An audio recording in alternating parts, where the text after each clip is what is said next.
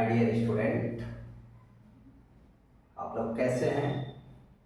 मैं उम्मीद करता हूं कि आप लोग अच्छे होंगे। तो देखो बच्चों, लास्ट क्लास में हम लोग संख्या के बारे में अध्ययन किए थे और उसमें प्राकृतिक संख्या है, इंटीजर और सम संख्या तक हम लोग आए थे कि सम संख्या क्या है। ठीक है, तो सम संख्या उसको पढ़ लिया था कि वे संख्याएं जो 2 से भाग देने पर, वे संख्याएं जो 2 से भाग देने पर पूरा विभाजित हो जाती हैं, कामा सम संख्याएं कहलाती हैं। वे संख्याएं जो 2 से भाग देने पर पूरा विभाजित हो जाती हैं, सम संख्याएं कहलाती हैं। फिर उनके कुछ प्रॉपर्टीज बताया था कि 2 सम संख्याओं का योगफल सदैव एक सम संख्या प्राप्त होती है और 2 सम संख्याओं का गुणनफल भी सदैव एक सम संख्या ही प्राप्त होती है। ठीक है, तो आज का भी हमारा टॉपिक संख्या पद्धति, संख्या पद्धति, नंबर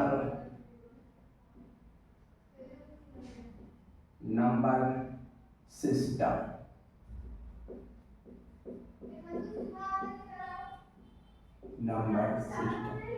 संख्या पद्धति।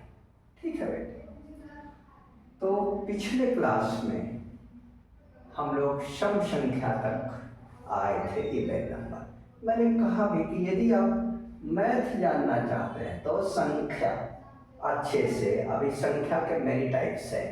ठीक है, अब संख्या अभी तक तो आप छोटे क्लास में केवल 1 2 3 4 5 6 इस तरह से रहे हैं, जो है कि प्राकृतिक संख्या, होल नंबर और सम विषम, भाज्य हेन तेन के बारे में ही अध्ययन करते हैं। लेकिन आगे जाते हैं तो संख्या जैसे ही आपकी सामान्य संख्या, उसके बाद फिर वास्तविक संख्याएं, फिर काल्पनिक संख्याएं, उसके बाद सम्मिश्र संख्याएं, बहुत सारे। जैसे आप आगे बढ़ते जाएंगे, क्लास को अपग्रेड करते चले जाएंगे, आप अप होते चले जाएंगे, ऊपर के क्लासों में जाएंगे तो आप क्या करेंगे और संख्याओं के बारे में अध्ययन करेंगे। जैसे काल्पनिक संख्याएं, अब हाई स्कूल तक नहीं, हाई स्कूल में आएंगे आप तो जहाँ करड़ी में माइनस कोई संख्या लगी हो, नेगेटिव नंबर हो, अंडर रूट या, ठीक है, करड़ी में कोई भी नेगेटिव नंबर हो तो उसका आप वर्गमूल नहीं निकाल सकते। तो जब वर्गमूल नहीं निकाल सकते तो ऐसी संख्याओं को हम गणित में काल्पनिक, इमेजिनरी नंबर कहें। और फिर वास्तविक संख्याएं और काल्पनिक संख्याओं के योग अथवा अंतर से जो संख्या प्राप्त होती है वो कॉम्प्लेक्स नंबर कहलाती है। तो इसके बारे में हम लोग अध्ययन करेंगे 11th 12th में। ठीक है, तो फिर आप उधर नहीं, अभी इधर आते हैं, हमारी टॉपिक रही। अब हम केवल सिर्फ ये बताए कि इतने ही संख्या नहीं है, ये सिर्फ हम लोग अंक गणित की संख्या पढ़ रहे हैं। अभी आगे की संख्या के बारे में, जैसे काल्पनिक संख्याएं, सम्मिश्र संख्याएं, इनके बारे में बाद में अध्ययन करेंगे आगे के क्लासों में। ये बेसिक्स है।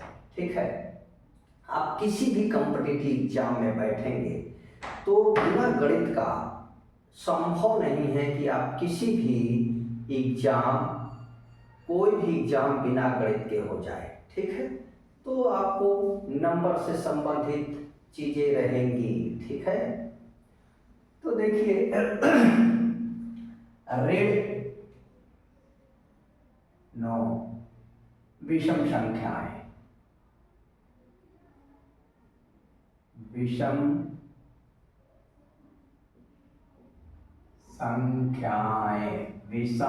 संख्याएं और नंबर।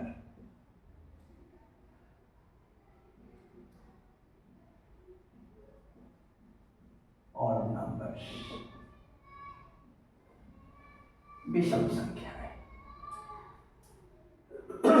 सम संख्या के बारे में हम लोगों ने देखा था कि वे संख्याएं जो 2 से भाग देने पर पूरा पूरा विभाजित हो जाती हैं सम संख्याएं कहलाती हैं। सबसे छोटी सम संख्या 2 है। किसी भी सम संख्या में 2 जोड़ने पर उसकी क्रमागत सम संख्या ज्ञात हो जाती है। किसी भी सम संख्या में 2 जोड़ने पर उसकी क्रमागत सम संख्या ज्ञात हो जाती है। और कोई सम संख्या दिया हो उसमें से 2 घटा देने पर उसकी पूर्ववर्ती सम संख्या भी ज्ञात हो जाती है। सबसे छोटी सम संख्या 2 है। सबसे छोटी, दुनिया की सबसे छोटी इवन नंबर 2, और 2 की कोई पूर्ववर्ती सम संख्या नहीं है। ठीक है। अब उनकी प्रॉपर्टीज के बारे में भी हम लोगों ने देखा है कि सम संख्या 2 सम संख्याओं का योग फल सदैव एक सम संख्या ही प्राप्त होती है और 2 सम संख्याओं का गुणनफल भी एक सम संख्या प्राप्त होता है। 2 सम संख्याओं का यदि हम गुणन करें तो गुणनफल भी एक सम संख्या ही प्राप्त होती है। और एक सम संख्या में बात है कि कभी भी बहुत सारे लोग या किताब आपको देखने को मिलता होगा कि जैसे ही आप नंबर में जाते हैं, नंबर से संबंधित प्रश्न आपको आता है करने के लिए, इबारती प्रश्न या कहीं भी इबारती प्रश्न जिसे वर्ड प्रॉब्लम इंग्लिश मीडियम में कहते हैं, जब ऐसे प्रॉब्लम आते हैं तो जहाँ भी आपको सम संख्या मानना होता है तो या 2 क्रमागत सम संख्याओं को मानना हो तो जनरली लोग x और x+2 ठीक है आपका आंसर आ जाता है, मैं नहीं कहता, लेकिन मैथमेटिकली रूप से वह सही नहीं है, क्योंकि according to definition even number सम संख्या की परिभाषा के अनुसार वह क्या होगा, रॉन्ग होगा बच्चे। क्यों रॉन्ग होगा? क्योंकि सम संख्या की परिभाषा आपको दी गई है कि वे संख्याएं जो 2 से पूर्णतया विभाजित हो, कंप्लीटली डिवाइड हो जाती हो, ठीक है, उसी को हम क्या कहते हैं, सम संख्या कहते हैं। यदि आपको कोई लिख दिया हो x, तो क्या इसे आप कह सकते हैं देख करके कि इट इज इवन नंबर, यह एक सम संख्या है? कभी नहीं कह सकते। क्यों? क्योंकि इसकी कोई गारंटी नहीं है कि यह x 2 से कंप्लीट डिवाइड है। ओके, लेकिन यदि हम यह लिख दें x ना लिख करके यदि लिख दें 2x, क्या लिख दें 2x, तो इसे देख करके आप बता सकते हो कि यह संख्या एक सम संख्या है। क्यों? क्योंकि यह सम संख्या के डेफिनेशन को फॉलो करती है, सम संख्या की परिभाषा को क्या करती है, फॉलो करती है। क्यों? क्योंकि सम संख्या की परिभाषा है 2 से भाग देने पर पूरा पूरा विभाजित हो जाती है। तो जब आप 2x में 2 से डिवाइड करोगे तो ये x टाइम्स आएगा, x बार। देखो 2x में 2 से डिवाइड किया तो आपका क्वोटिएंट यानी भागफल क्या आ गया, x आ गया। लेकिन यहाँ पर यदि आप x में 2 से डिवाइड करोगे तो क्या आपको भागफल क्या प्राप्त हो रहा है? इसलिए यदि जब भी कभी आपको मानना हो सम संख्या तो आप किसी भी अक्षर के साथ 2 के गुणक के रूप में ही माने। मैथमेटिकली रूप से 2x 2y 2m 2n 2z जहां भी पॉजिटिव इंटीजर आ जाए, सॉरी जहां भी इवन नंबर आ जाए, सम संख्या मानने की बात आए, जहां भी सम संख्या मानने की बात आ जाए, तो हमेशा क्या मानना चाहिए? किसी भी अक्षर के साथ 2 के गुणक के रूप में ही मानना चाहिए। क्यों मानना चाहिए? क्योंकि कंप्लीट यह पद दिखे कि यह 2 से पूर्णतया विभाज्य है। तो इसलिए हमको क्या मानना चाहिए? 2x, 2y, 2z, 2m 2 के गुणक के रूप में ही। अंडरस्टैंड? और यदि x y मान लेते हैं, ठीक है, आपका उत्तर आता है, मैं नहीं कहता कि उत्तर नहीं आएगा या वो गलत है, उत्तर आता है, सवाल सही है, लेकिन मैथमेटिकली रूप से उसे क्रॉस किया जा सकता है कि भाई आपने सम संख्या तो लिया, लेकिन यह 2 से, जो भी संख्या लिया आपने, यह 2 से विभाज्य नहीं है। कहाँ है? समझ रहे हैं कि नहीं? क्या यह यक्ष 2 से विभाज्य है? नहीं। लेकिन ये 2x जैसे ही 2 से डिवाइड करेंगे x टाइम आ जाएगा, इसलिए 2x इज इवन नंबर। क्रमागत सम संख्या है, तो किसी भी आपने पढ़ा, किसी भी सम संख्या में 2 जोड़ने पर उसकी क्रमागत सम संख्या प्राप्त हो जाती है। क्रमागत सम संख्या मतलब क्रम से आगे आने वाली सम संख्या। तो 2 में 2 जोड़ा 4, 4 में 2 जोड़ा 6, 6 में 2 जोड़ा 8, 8 में 2 जोड़ा 10, एक्सेट्रा। तो इसलिए जैसे 2 क्रमागत सम संख्या माननी हो तो 2x और 2x प्लस 2 माननी चाहिए। ठीक है? इसलिए बिल्कुल हम एकदम फिट हों मैथमेटिकली, कोई क्रॉस न कर सके हमें। ठीक है कि नहीं है?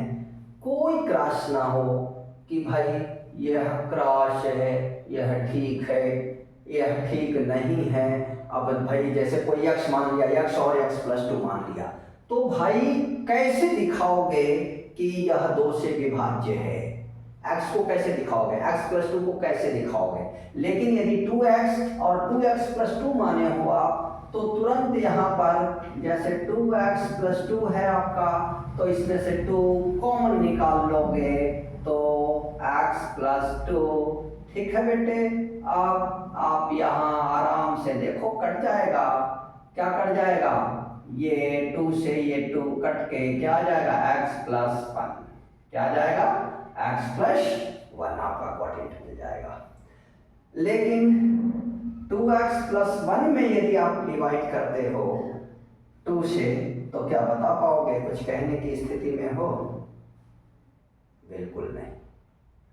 इसलिए बहुत सारे शिक्षक, बहुत सारी किताबें लिखी गई होंगी, बहुत सारे लोग पढ़ाए होंगे, लेकिन जो आपको यहाँ मिल रहा है संख्या में, मैथ के अंदर जो भी मिलेगा यहाँ इस चैनल पर, वो आपको नहीं मिलने वाला है किताबों में और या अदर जगह पर। आप कंपेयर करते रहना। ठीक है? आज ऑनलाइन का ज़माना है, लोग बहुत सारे मेरे जैसे, बहुत सारे मेरे से पहले बहुत सारे लोग आए हैं, काम कर रहे हैं। आप बहुत सारे शिक्षकों का वीडियो देखे होंगे। ठीक है कि नहीं है? मैं नहीं कह रहा, लेकिन बिल्कुल डीपली 0 से हीरो, 0 टू हीरो कैसे, जब कैसे बनेंगे 0 से हीरो? 0 से हीरो बनने के लिए क्या करना होगा? मुझे पूरे कॉन्सेप्ट को जानना होगा। मैथ क्या है? दुनिया की सबसे आसान विषय है। सिर्फ केवल आप कॉन्सेप्ट को जाने, एकदम बिल्कुल आसान है। तो देखो, सम संख्या, उससे भी संबंधित कुछ बातें छोटी थी जिसे मैंने आपको बताया कि सम संख्याएं माननी हो तो हमेशा किसी भी अक्षर के साथ 2 के गुणक के रूप में 2x 2y 2z 2m 2n आदि मानना चाहिए। क्रमागत किसी भी सम संख्या में 2 जोड़ने पर अगली क्रमागत संख्या सम संख्या की क्रमागत सम संख्या प्राप्त हो जाती है। ठीक है, तो हम क्या करते हैं भाई, कैसे मानेंगे? 2x प्लस 2, फिर 2x प्लस 2 तो 2x plus 4, 2x plus 4 plus 2 तो 2x प्लस 6, यानी 3 माननी है, 2 माननी है तो 2x प्लस 2, 3 माननी है तो 2x plus 4, sorry 2x plus 2, 2x plus 4। यदि 4 इवन नंबर माननी है तो 2x plus 2, 2x plus 4, 2x plus 6 etcetera आदि माननी चाहिए। क्लियर है? अब हम उम्मीद करते हैं कि आप लोग को समझ में आ गया होगा। अंडरस्टैंड? अब देखिए, हम पहले से लिख लिए विषम संख्याएं। तो विषम संख्याएं क्या है? तो वे संख्याएं जो 2 से भाग देने पर पूरा विभाजित नहीं होती। वे संख्याएं जो 2 से भाग देने पर पूरा विभाजित नहीं होती हैं, कामा विषम संख्याएं कहलाती हैं।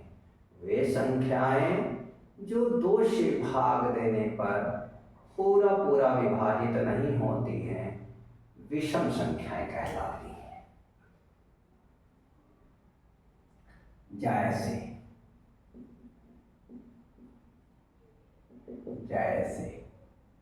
1, 3, 5, 7, 9 एक्सेट्रा। 1, 3, 5, 7, 9, 11 dot etc। और ये सारी संख्याएं ऑड नंबर्स कहलाती हैं। क्या कहलाती? ऑड नंबर्स कहलाती हैं, विषम संख्याएं। तो विषम संख्या की परिभाषा क्या सुना आपने कि वे संख्याएं जो 2 से भाग देने पर पूरा विभाजित नहीं होती, विषम संख्याएं कहलाती हैं। दुनिया की वो सारी नंबर्स जो 2 से कंप्लीटली डिवाइड नहीं होते, विषम संख्याएं कहलाती, ऑड नंबर्स कहलाती। ओके, सबसे छोटी विषम संख्या क्या है? सबसे छोटी विषम संख्या क्या है भाई? 1। 1 से पहले और कोई संख्या नहीं होती। दुनिया की सबसे छोटी संख्या 1 है और सबसे छोटी विषम संख्या भी क्या है? 1 ही है। सबसे छोटी विषम संख्या भी क्या है? 1 ही है। क्लियर है? और ठीक जैसे सम संख्या में था कि किसी भी सम संख्या में 2 जोड़ने पर उसकी क्रमागत सम संख्या प्राप्त होती है, ठीक उसी प्रकार से किसी भी विषम संख्या में 2 जोड़ने पर उसकी क्रमागत विषम संख्या प्राप्त हो जाती है। 1 में 2 जोड़ो आप 3, 3 में 2 जोड़ो 5, 5 में 2 जोड़ो 7, 7 में 2 जोड़ो 9 एक्सेट्रा आदि। 9 में 2 जोड़ो 11, 11 में 2 जोड़ो 13, इस तरह से प्राप्त हो जाएगी। ठीक है? विषम संख्याएं। फिर से एक बार सुन लो डेफिनेशन। वे संख्याएं जो 2 से भाग देने पर पूरा विभाजित नहीं होती हैं, कॉमा विषम संख्याएं कहलाती हैं। सामने लिखा हुआ है सबसे छोटी विषम संख्या। अब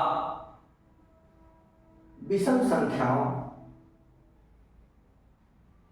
की प्रॉपर्टीज के बारे में बात करें तो यदि आप देखेंगे विषम संख्याओं को, तो दो विषम संख्याओं का यदि आप योग करेंगे, एडिशन ऑफ ऑड नंबर्स,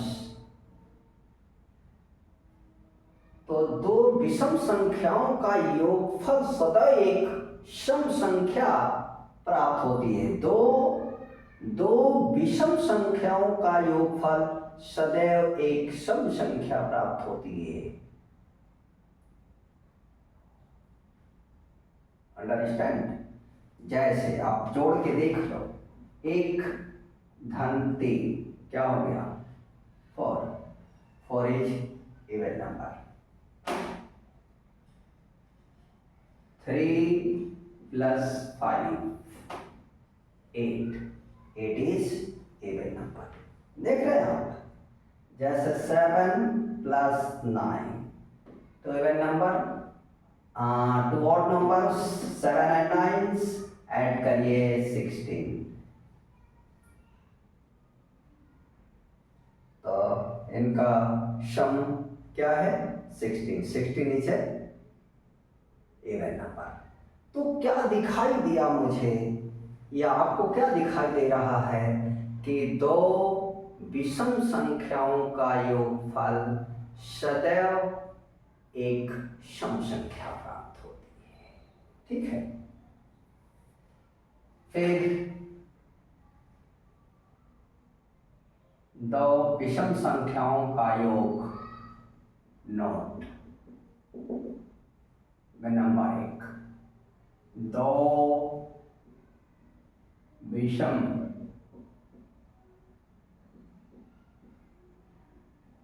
संख्याओं का योग एक सम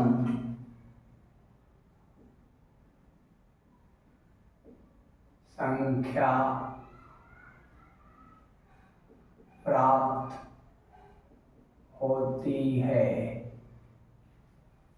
दो विषम संख्याओं का योग एक सम संख्या प्राप्त होती है। नंबर 2 आए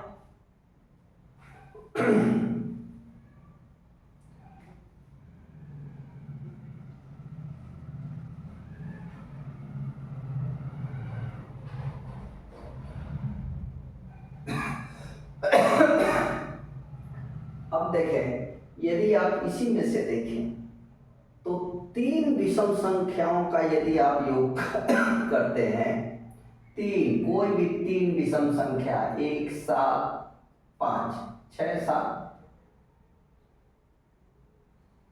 13, क्या दिखाई दे रहा है आपको कि जब 3 विषम संख्याओं का योग एक विषम, 2 विषम संख्याओं का योग एक सम और 4 विषम संख्याओं का योग एक सम संख्या, यानी एक यहां से इसकी प्रॉपर्टीज एक गुण विषम संख्या में मिला कि यदि विषम संख्या विषम बार जोड़ी गई हो, यानी विषम 3 5 7 9 11 विषम संख्याएं हो, तो उनका योग ऑलवेज एक विषम संख्या ही प्राप्त होगी। कॉम्पिटिटिव एग्जाम में पूछे जा सकते हैं कि भाई 3 या 5 या 7 विषम संख्या लिख दिया गया है, सब आप पहचान रहे हैं। योगफल सम संख्या विषम संख्या अभाज्य संख्या इनमें से कोई नहीं। ठीक है, तो क्या करने लगेंगे? आपके पास समय कहाँ है? समय बहुत कम होता है। यदि आपको पता है कि प्रॉपर्टी, यदि आप जानते हैं विषम संख्या का कि विषम संख्या सम टाइम्स ऐड की गई हो, ठीक है, कितनी बार? सम बार। ठीक है, 2 4 6 8 10 ऐसे विषम संख्याएं हैं, तो उनका योगफल क्या होगा? हमेशा एक सम संख्या प्राप्त होगा।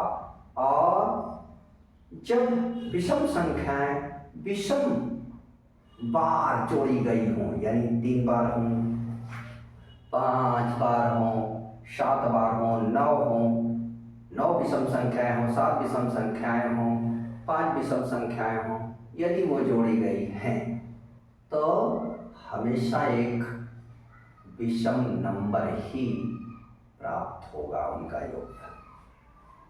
यानी क्या मिला मुझे? विषम संख्याएं सम बार ऐड की गई हो तो योगफल एक इवन नंबर, और जब विषम संख्याएं विषम बार जोड़ी गई हो तो उनका योगफल एक विषम संख्या प्राप्त होगी। अब देखें, विषम संख्याओं का, दो विषम संख्याओं का गुणनफल एक विषम संख्या ही प्राप्त होगी। दो विषम संख्याओं का गुणनफल एक विषम संख्या प्राप्त होगी। दो विषम संख्याओं का गुणनफल एक विषम संख्या ही प्राप्त होगी। देख लो, 1 गुणे 3, 3 गुणे 5, 50, 3 into 5 और 5 into 7, 35, 7 into 9, 63, 5 into 9, 45, एक्सेट्रा। इस तरह से आप देखें कि यदि विषम संख्याओं का गुणा किया जा रहा है तो गुणनफल एक विषम संख्या प्राप्त हो रही है। ठीक है कि नहीं? विषम संख्याओं का गुणनफल एक विषम संख्या प्राप्त हो रही है। ठीक है, कोई दिक्कत? अब यदि किसी भी, आप और देखें, इसी में बहुत कुछ मिल जाता है। विषम संख्या जैसे 1 है, 1 में 1 जोड़ो तो सम संख्या। 3 है, विषम संख्या। 3 में 1 जोड़ो 4, सम संख्या। 5 क्या है? 1 विषम संख्या है। इसमें 1 जोड़ दो 6, 7 में 1 जोड़ दो 8, सम संख्या। 9 में 1 जोड़ दो सम संख्या। यानी यह भी दिखाई दे रहा है कि किसी भी विषम संख्या में 1 जोड़ने पर सम संख्या प्राप्त होती है। समझ रहे हैं ना आप लोग? विषम संख्या में 1 जोड़ने पर सम संख्या, और सम संख्या में 1 जोड़ दो तो विषम संख्या आ जाती है। ठीक है, क्लियर है? मैं उम्मीद करता हूं किसी भी स्टूडेंट को कोई परेशानी नहीं होनी चाहिए।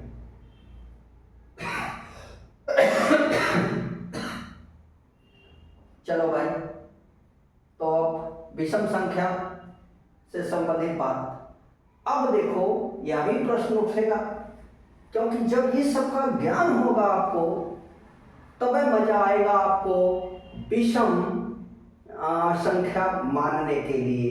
जैसे बाकी प्रश्न जब आप पढ़ेंगे, वर्ड प्रॉब्लम पढ़ेंगे इंग्लिश मीडियम में, तो वर्ड प्रॉब्लम के अंतर्गत जहां भी विषम संख्याओं से संबंधित प्रश्न आएंगे तो क्या होगा, आपको विषम संख्या मानना पड़ेगा।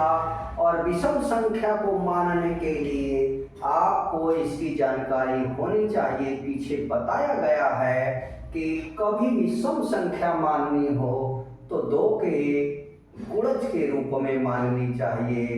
ठीक है, 2x 2y 2m 2z आदि।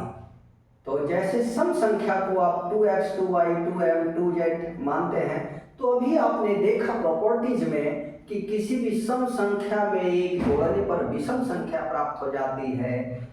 तो हम इजली जब भी हमें विषम संख्या माननी होगी तो 2x + 1 2x + 3 2x + 5 क्रमागत विषम संख्या है 3, ठीक है।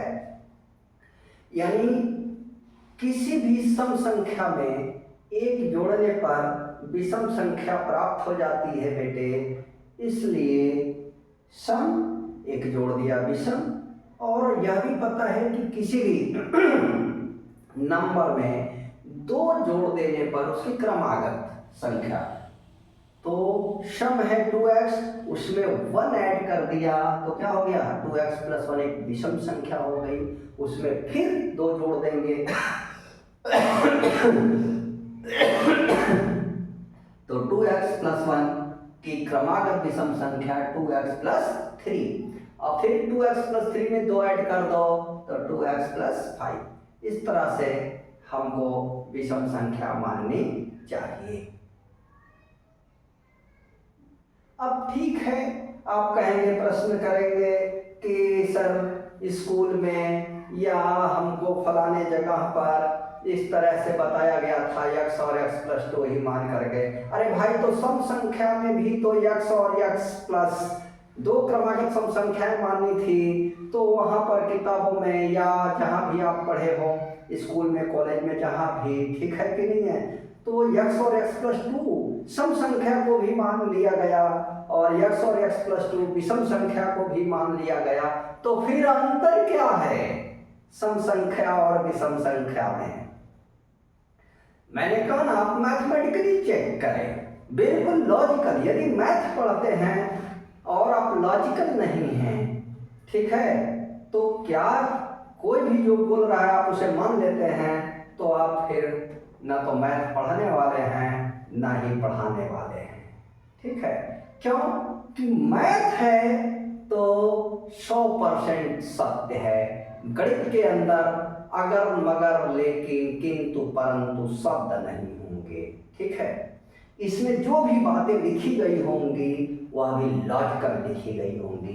मैंने जैसे आपको पहले ही बताया कि 1 2 3 4 5 6 7 ये जो सिंबल बनाए गए, ठीक है कि नहीं है, यह सिंबल भी लॉजिक के अंतर्गत है। हम आप जानते हैं अथवा नहीं जानते। जो पद्धति बनाई गई, दार्शनिक पद्धति, जिससे संख्या, बड़ी से बड़ी संख्या हम लिख पाए, ठीक है, तो इकाई, दहाई, सैकड़ा, हजार, 10,000, unit, tens, 100, 1000, lakhs, etc. Understand? तो यदि संख्या का ज्ञान ना हो तो क्या कर पाएंगे हम? और उनकी प्रॉपर्टीज भी पता होना चाहिए कि हम क्यों मानेंगे, क्यों करेंगे। हम करते जा रहे हैं, केवल हो रहा है, सवाल लग जाती है, आंसर आ जाता है, इससे नहीं। जब अब आगे आने वाला टाइम टोटल देख रहे हैं, सारी परीक्षाएं क्या हो रहा है, objective, MCQ, multiple choice questions, और मल्टीपल चॉइस क्वेश्चन का आंसर देने के लिए आपको कॉन्सेप्ट बिल्कुल क्लियर होना चाहिए। एक घंटे में 60, 1 घंटा मतलब 60 मिनट, और 60 मिनट में आपके सामने प्रश्न सैकड़ों होते हैं। बताइए आपके पास कितने समय है? एक क्वेश्चन के लिए 1 मिनट भी नहीं है, सेकंड में जाने लगेगा। तो आप सॉल्व करने लगेंगे तो कभी नहीं कर पाएंगे। अंडरस्टैंड? इसलिए कॉन्सेप्ट बिल्कुल क्लियर होना चाहिए, तब मजा आएगा मैथ पढ़ने का। और तब आप कहीं भी जाएंगे, बिना गणित की परीक्षा से कोई परीक्षा नहीं, कोई परीक्षा हो रही हो उसमें 10, 20, 25 क्वेश्चन, 50 क्वेश्चन होने ही है मैथ के, ठीक है। तो देखें, विषम संख्या के बारे में जाना। विषम संख्या वे संख्याएं जो 2 से भाग देने पर पूरा पूरा विभाजित नहीं होती, विषम संख्याएं कहलाती हैं। ठीक है। अब विषम संख्या माननी हो तो क्या करेंगे, 2x + 1 2x + 3 क्रमागत विषम संख्या दो, तो ये 2 मान लें आप 3। फिर यदि 4 विषम संख्या तो इसमें फिर 2 जोड़ दें तो 2x + 7 हो जाएगा। अंडरस्टैंड। और 2 3 तक ही जनरली पूछे जाते हैं। अब कोई कहे हम x नहीं, तो ठीक है भाई 2y + 1। कोई कहे हम y भी नहीं तो 2m + 1 2m + 3 2m + 5 आदि मान सकते हैं आप, ठीक है। क्लियर है ना। अब हम आगे चलते हैं और विषम संख्या की प्रॉपर्टीज भी मैंने बताई कि यदि विषम संख्या 2 विषम संख्याओं को जोड़ा जाए तो उनका योगफल सदैव एक सम संख्या आएगी। इसी प्रकार से पहले पीछे मैंने बता दिया आपको कि यदि 4 विषम संख्याएं जोड़े 6 8 यानी विषम संख्याएं सम बार जोड़ी जा रही हों तो हमेशा क्या आएगा, सम संख्या, योगफल एक सम संख्या प्राप्त होगा। और यदि विषम संख्याएं विषम बार जोड़ी गई हो 1 3 5 7 बार तो उनका योगफल सदैव एक विषम संख्या प्राप्त होगा, ठीक है। लेकिन 2 की बात करें तो हमेशा योग एक सम संख्या और 2 विषम संख्याओं का गुणनफल सदैव एक विषम संख्या प्राप्त होती है, ठीक है। तो सम संख्या पढ़ लिया, विषम संख्या पढ़ लिया, विषम संख्या की प्रॉपर्टीज पढ़ ली और विषम संख्या कैसे मानना चाहिए, ठीक है। विषम संख्या किस प्रकार माननी चाहिए जब आप पढ़ रहे होंगे वर्ड प्रॉपर, ये बार भी प्रश्न नहीं वीडियो था, ठीक है। तो संख्या हमने देखा था, प्राकृतिक संख्या, उसके टाइप्स आप देखा, ठीक है। उससे पहले थोड़ा हम इंटीजर देखे थे। इंटीजर में मैंने आपको धन पूर्णांक, ऋण पूर्णांक और शून्य पूर्णांक के बारे में बात किया था। इंटीजर की भी परिभाषा बताई थी पिछले वीडियो में। तो विषम संख्या, सम संख्या और अब आते हैं भाज्य संख्याएं। क्या? भाज्य संख्याएं, भाज्य संख्याएं, ठीक है। इसको इंग्लिश में डिवाइडेड नंबर कहते हैं। अब भाज्य संख्याएं क्या है? तो वे संख्याएं जो एक और स्वयं के अलावा अन्य संख्याओं से भी पूरा विभाजित हो जाती हैं, भाज्य संख्याएं कहलाती हैं। दुनिया की वो सारी संख्याएं, वे सारी संख्याएं जो एक और स्वयं के अलावा अन्य संख्याओं से भी कंप्लीटली डिवाइड हो जाती हैं, भाज्य संख्याएं कहलाती हैं। जैसे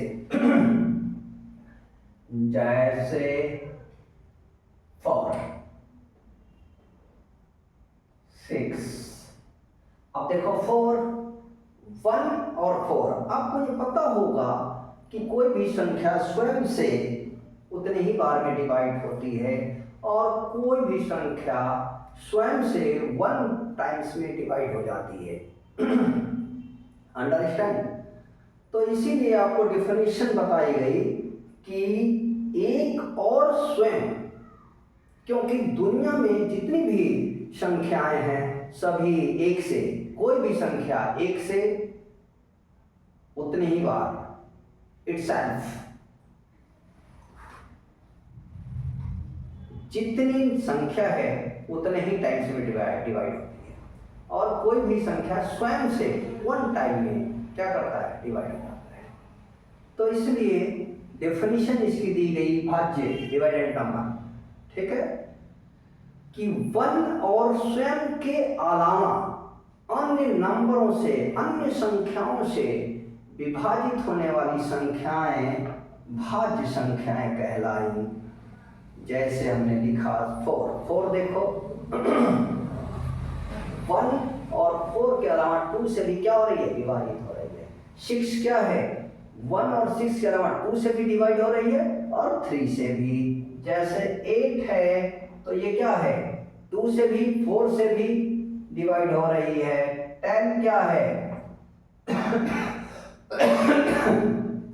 1 और 10 के अलावा 2 और 5 से भी डिवाइड हो रही है। जैसे 12 है तो क्या है, ये 1 और 12 के अलावा 2 से भी, 3 से भी, 4 से भी, 6 से भी डिवाइड हो रही। इस तरह से दुनिया में ऐसी बहुत सारी संख्याएं हैं।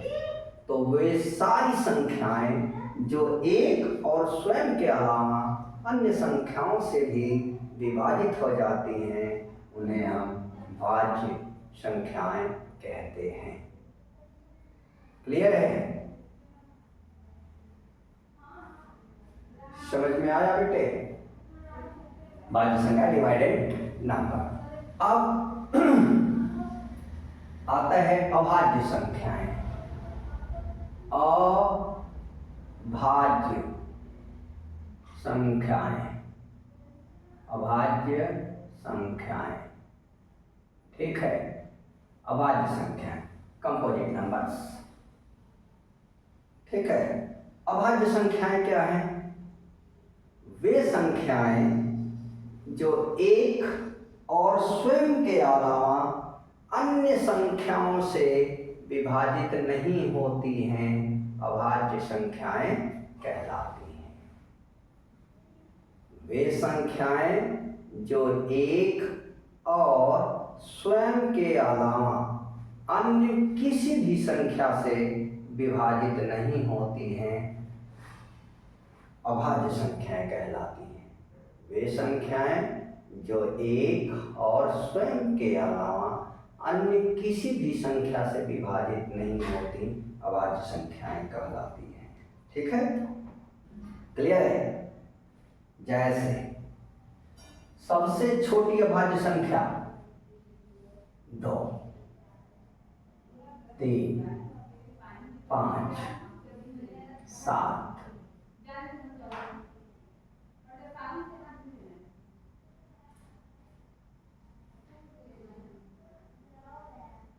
11, 13,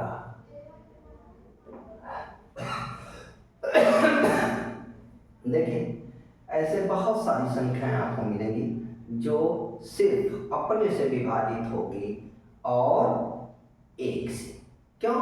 आपको पता है पहले कि 1 एक ऐसी डिजिट है जो दुनिया की किसी भी संख्या को उतने ही टाइम्स में क्या करती है, डिवाइड कर देती है।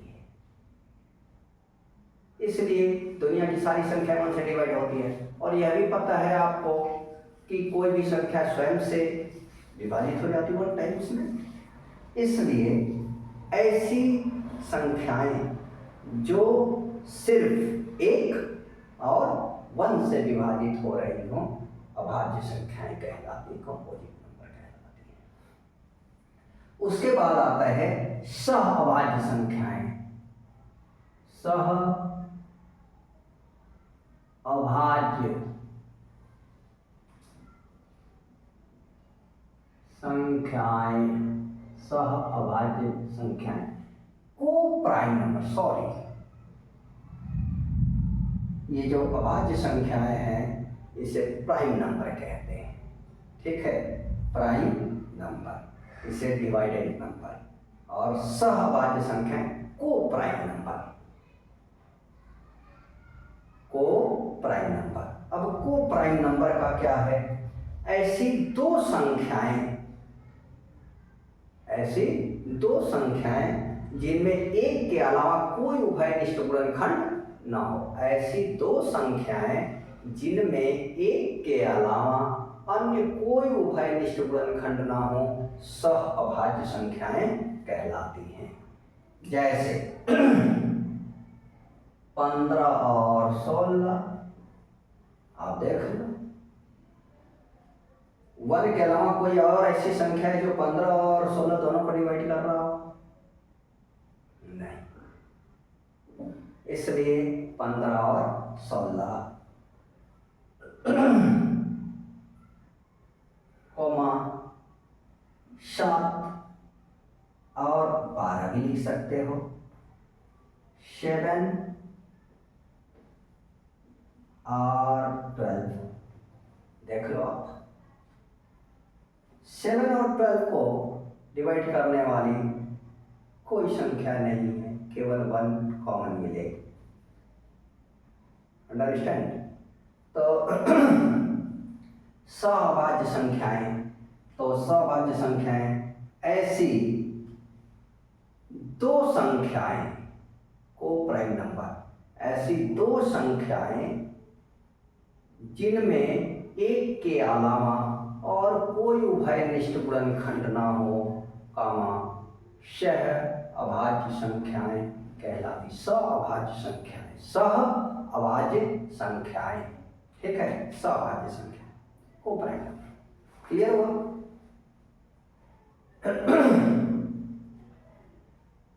भाज्य जो एक और स्वयं के अलावा अन्य से विभाजित हो रही है, भाज्य।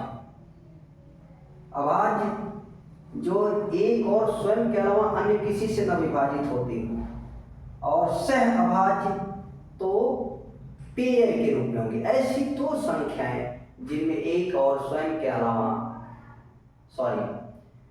ऐसी दो संख्याएं जिनमें एक के अलावा कोई उभयनिष्ठ गुणनखंड ना हो, सअभाज्य संख्याएं कहलाती। क्लियर है यहां तक? अब सम संख्या, विषम संख्या, भाज्य संख्याएं, अभाज्य संख्याएं, सअभाज्य संख्याएं।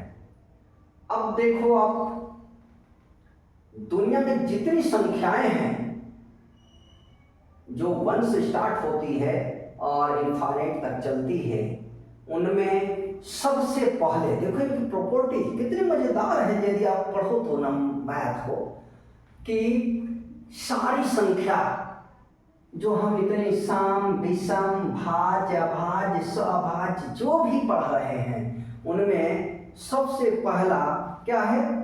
सारी संख्याएं, दुनिया में जितनी संख्याएं हैं उनमें से प्रत्येक संख्या या तो वह सम है या तो विषम है। सम और विषम।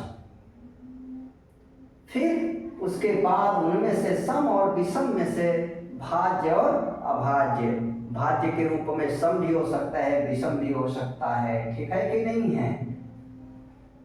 समझ रहे हैं कि नहीं? जैसे अब अभाज्य संख्या में अब अभाज्य संख्या में बात करें, 15 क्या है? एक विषम संख्या है, लेकिन वह भी क्या है? भाज्य संख्या है। क्यों? क्योंकि 15 3 और 5 से क्या है? विभाज्य। तो दुनिया में जितनी भी संख्याएं हैं वो सारी संख्याएं या तो सम है या तो विषम है, और उसके बाद सम और विषम होने के बाद फिर भाज्य, अभाज्य, सअभाज्य एक्सेट्रा आते रहते हैं। अब properties of one, properties of one, one के प्रगुण, प्रॉपर्टीज ऑफ वन।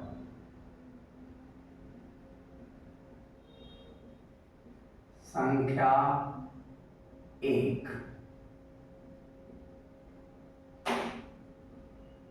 के गुण, properties of one, properties of one. तो अब देखें प्रॉपर्टीज ऑफ वन क्या है। तो किसी भी, देखिए, वन एक ऐसी संख्या है और मजेदार संख्या है, इसको मैं मजेदार संख्या कहता हूं, कि इतनी अच्छी संख्या है कि इसका पड़ोसी जैसा होता है वो वैसा ही रूप धारण कर लेती है। तो इससे पहले थोड़ा सा आप जान लें कि वन, किसी भी संख्या में यदि वन का गुणा किया जाए तो गुणनफल वही नंबर प्राप्त हो जाता है जो दिया गया है। जैसे 4 गुणे 1 क्या हो जाएगा? 4। 4 into 1 4, 15 into 1 50। ठीक है? दुनिया की किसी भी संख्या में 1 से गुणा किया जाए तो वही नंबर प्राप्त होता है। अब किस दुनिया की किसी भी संख्या में 1 से भाग करें तो वही संख्या प्राप्त होती है। जैसे 12/1 क्या 1, 15/1 = 15। किसी भी संख्या में 1 से डिवाइड करते हैं तो वही संख्या प्राप्त हो जाती है। ठीक है, लेकिन एक विशेष गुण है, मैंने आपसे पहले चर्चा किया था कि ये इतनी मस्त संख्या है, इतनी अच्छी संख्या है कि मैंने कहा कि इसका पड़ोसी जैसा होता है वो वैसे ही रूप धारण कर लेती है। पड़ोसी झगड़ालू है तो यह भी झगड़ालू हो जाती है, पड़ोसी शांत है यह भी शांत, पड़ोसी 2 घात का है तो यह भी 2 घात ले लेती है, 4 घात हो 4 घात। जैसे a² - 1 तो आप a² - 1 स्क्वायर लिख लें। क्यों? क्योंकि आपको पता है कि 1, एक और मजेदार चीज आई इसमें कि 1 एक ऐसी संख्या है जिसका कोई भी घात करे, चाहे धनात्मक हो, ऋणात्मक हो, शून्य हो, कुछ भी हो, हमेशा क्या देगा? 1 ही देता है। जैसे आप परिणाम पर लगा लोगे, जैसे a³ - 1 तो 1 का पड़ोसी क्या है? 3 घात वाला है, तो देख लो a³ - 1³ 1 ही देगा। a⁴ - 1 तो यहाँ a⁴ - 1⁴ तो देखो 1 का पड़ोसी क्या है? 4 घात वाला है, तो वही रूप तो ले लिया, लिया कि नहीं? मैंने यही तो आपको बताया ना कि 1 इतनी मजेदार संख्या है कि उसका पड़ोसी जैसा होता है वो वही रूप धारण कर लेती है। यदि x⁵ 5 - 1 तो यहाँ x⁵ - 1 अपने से आप ले लें, ठीक है कि नहीं है? अब आप आगे जाएंगे तो इसका यूज होता रहेगा। अब कितनी इंपॉर्टेंट है संख्या, और इसको लोग बहुत हल्के में ले लेते हैं, और यही कारण है जब आगे जाने पर शिक्षक इनके बारे में बात करते हैं कि देखो बेटा ये ऐसे है तो ऐसा हम लिख दिए, तो बहुत सारे बच्चे लगते हैं इधर उधर अगल बगल झाँकने कि आखिर ये कैसे लिख दिए भाई। तो जब आपको प्रॉपर्टीज होगा पता कि 1 इतनी मस्त संख्या है कि इसके ऊपर जो भी घात लगा हो, ठीक है कि नहीं है, हमेशा 1 ही देगा, चाहे भिन्नात्मक घात हो, चाहे निगेटिव घात हो, चाहे 0 हो, चाहे पॉजिटिव हो, कोई पावर हो, 1 के ऊपर कोई पावर हो, हमेशा 1 देगा।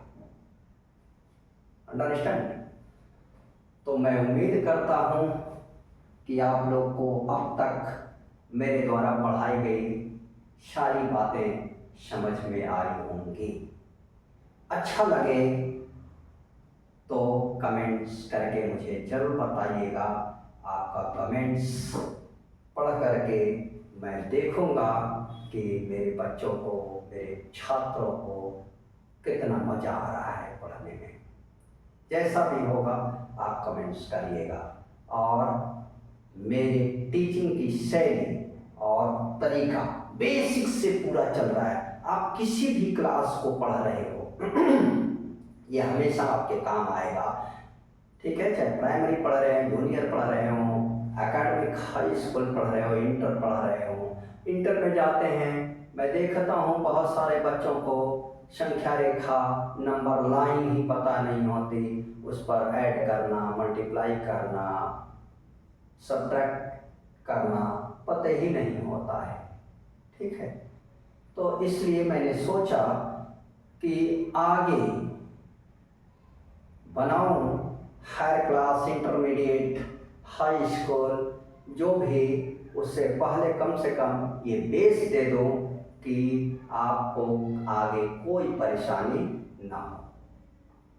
तो यदि आपको बहुत अच्छा लग रहा हो, ठीक है, तो मैं उम्मीद करता हूँ कि मेरी ये पढ़ाई हर एक कमज़ोर से कमज़ोर बच्चे को बहुत अच्छी लगी होगी। और अच्छा लगता है तो आप वीडियो को लाइक करें, चैनल को सब्सक्राइब करें और शेयर भी करें। आज के लिए बस इतना ही। अगली और वीडियो जब आएगी तो संख्या से संबंधित और बातें बताई जाएंगी। संख्या कुछ कंप्लीट कर लेंगे, संख्या रेखा वगैरह, तब हम आगे पढ़ेंगे। ओके बेटे, थैंक यू, धन्यवाद। आज मैं अपना क्लास यहीं समाप्त करता हूँ।